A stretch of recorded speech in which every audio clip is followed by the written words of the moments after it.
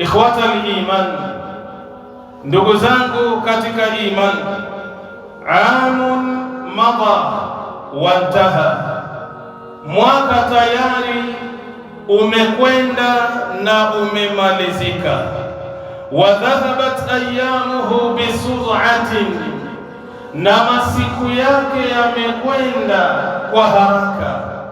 Wa inna fi sur'ati al-ayami wal-a'wami la'ibratun, hakika katika kwenda mbio masiku na miaka, kila Muislamu, kila mwanadamu anatakiwa apate ibra, apate mazingatio, apate mawaidha ndani yake. Qala jalla wa ala fi kitabih, amesema Allah aliyetukuka katika kitabu chake, yuqallibu Allahu al-layla wan-nahara, Mwenyezi Mungu Subhanahu wa Ta'ala anaubadilisha usiku na mchana. Wa inna fi dhalika, na hakika katika jambo hilo la kubadilisha usiku na mchana, la ibratan liulil absar, Mwenyezi Mungu Subhanahu wa Ta'ala anasema ni ibra na mawaidha kwa wale ambao wenye akili, kwa wale ambao wana macho katika akili zao pamoja na nyoyo zao. Ikhwata al-iman, ndugu zangu katika imani, kila mmoja anafahamu ya kwamba tupo katika tarehe 11 ya mwezi wa Muharram, yani mwezi wa kwanza wa Kiislamu, ikiwa tumeumaliza mwaka 1447 tukiwa tuko ndani ya mwaka 1448. Mimi na wewe tunatakiwa tukae na mazingatio, hii miaka inavyokatika, haya masiku yanavyoondoka, siyo jambo la kukaa ukawa unafurahia ya kwamba yale masiku yanapita, miaka inaongezeka. Hapana, Allah jalla fi'ala anasema inna fi dhalika, hakika hilo jambo la kubadilisha usiku na mchana, la ibaratan liulil absar, ni mazingatio na ibra kwa wale ambao watakuwa ni watu wenye akili.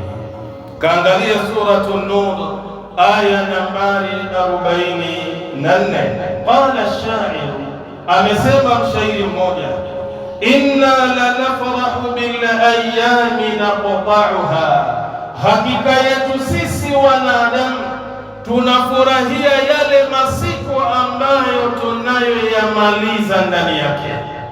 Leo ma'al asafi shadid, inasikitisha na inahuzunisha, mtu anapokuwa amemaliza mwaka, ameingia mwaka mwingine, anaita marafiki zake, anaita ndugu zake, wanaweka keki, wanawasha mishumaa, kisha wanasherehekea ule mwaka ambao kwamba ni mpya ameingia kwake yeye, wakati anatakiwa mwanadamu yule apate ibra na mazingatio ya kwamba kama nilikuwa na miaka 25, sasa nimeingia wa 26, bila shaka na karibia kuondoka katika dunia na ulimwengu huu.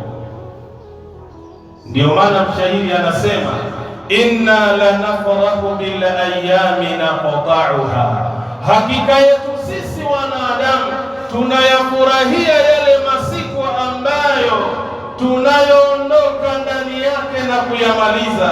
Wa kullu yawmin mada yudni min al-ajali, na kila ile siku ambayo inayotoka kwa yule mwanadamu inamkaribisha yeye safari yake ya kuondoka katika dunia hii.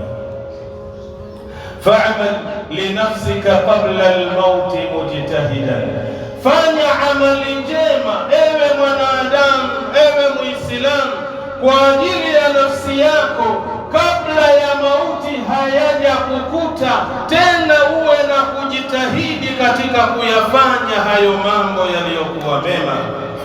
Fa innama ribhu wal khusranu fil amali, hakika si vinginevyo, faida pamoja na hasara zinapatikana katika amali ya yule mwanadamu.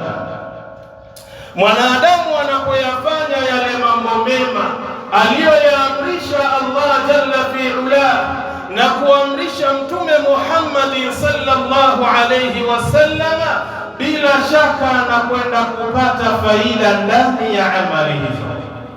Lakini anapokwenda kinyume na maamrisho ya Allah na mtume wake Muhammad sallallahu alayhi wasallam, hakuna shaka mwanadamu huyo anakwenda kuingia kwenye hasara ambayo ni nzito.